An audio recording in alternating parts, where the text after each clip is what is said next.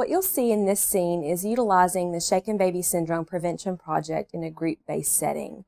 While what we show is a classroom-based setting with a small group, the material can also be translated to other groups, such as prenatal education courses, postnatal discharge classes, and parent meetings in a child care setting.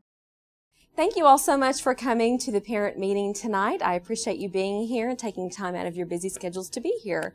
I have some information that I want to share with you all tonight on infant crying. I know a lot of you have young babies at home and have probably experienced your babies crying and feeling stressed out and frustrated by that crying. So I want to talk about the things that you can do when your baby cries that may help you and your baby kind of get through that. I put some information out for you all that you can see. It says Babies Cry, Have a Plan on the front there. If you'll go ahead and rip that envelope open and take out the pamphlet that's inside, I want to talk about these things with you all. What we know is that babies do cry and can cry a lot and still be healthy and normal, and it's actually a normal part of development.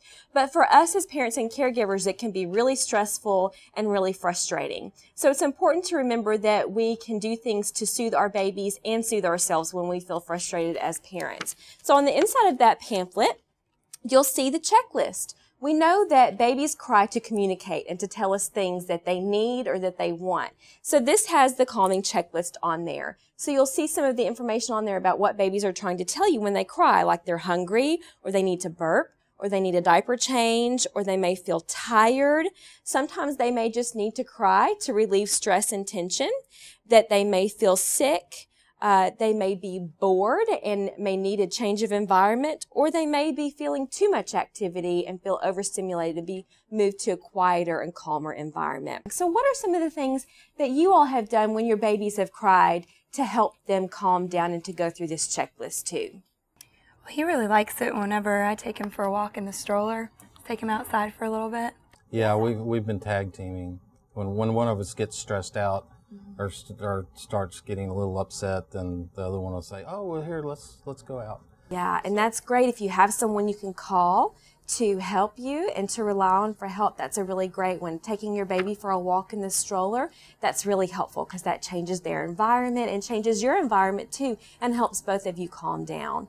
So also what we need to remember is even though our babies cry and we can respond to those things when they cry, we also know that it can be very frustrating for us. So as a caregiver, we need to really understand that we have things that we can do to de-stress when we feel stressed out. On the inside, on the middle of that pamphlet, you'll see the things that we can do because while we know that babies are going to cry, it's important for us to know what we can do when we feel stressed and frustrated by their crying. So on the inside middle, it talks about having a plan and the things that you can do when you feel stressed and frustrated as their parent.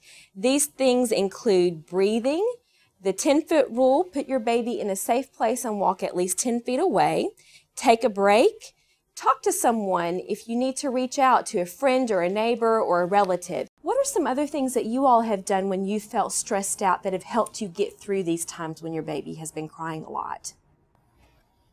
I know I like to take a bath. That always helps me. Okay, great. Relax. Take a bath and relax. Okay. I've got a real good set of earphones, so if I know she's where she can hear, I can zone out and listen to some jazz or something for a little while, for 10 minutes. Yeah. Listen to a song or two. Yeah. So, and sometimes that can help drown out that crying too, and that's okay to do. That's okay. You plug in those earphones and listen to some music that you enjoy. Those are all great ideas. So remember to take care of yourselves too. You'll also see on the back of that pamphlet is a magnet for the Tennessee Parent Helpline. That's a 24-hour-a-day, 7-day-a-week helpline that you can call and talk to someone when you feel stressed or if you just have questions about your baby or they're crying. Also, go for a walk with your baby. Changing that environment and for yourself and your baby can both calm both of you. Talk with your pediatrician about your baby's crying. If you feel that your baby is crying a lot or you need extra support or you feel like your baby might be sick, always call your pediatrician if you need to. And remember that stress around your baby's crying is normal and it doesn't make your baby a bad baby or make you a bad parent. Some more information to remember is to share this information with everyone who cares for your baby. Make sure that they know they can call the Parent Helpline if they need someone to talk to, and that they know the things that they can do to have a plan when they feel frustrated by your baby's crying. Also, choose your child care providers and your babysitters wisely. If you know someone gets easily frustrated, don't leave your baby with them. Make sure that everyone that you choose to babysit has a lot of patience, especially with your baby when they are crying. The most important thing to remember is that when we feel stressed or frustrated, that not to ever shake your baby. Shaking your baby is the worst thing that you can do even when they are crying, and even mild shaking for a few seconds can cause serious brain injury, blindness, and even death. So it's important to remember that and share that information with everyone who cares for your baby. One of the last things I want you all to see is on the inside of your packet there is a certificate that says Keeping My Baby Safe. If you'll go ahead and pull that out, this is your pledge and your commitment to your baby to keep them safe. So you'll see that this goes over all of the information that we've talked about tonight. Go ahead and write your baby's name in there and sign that. You can actually take this home with you. You can tack it up on your fridge as well, or put it in your baby's book as your reminder about all the things that you're going to do to keep your baby safe as well.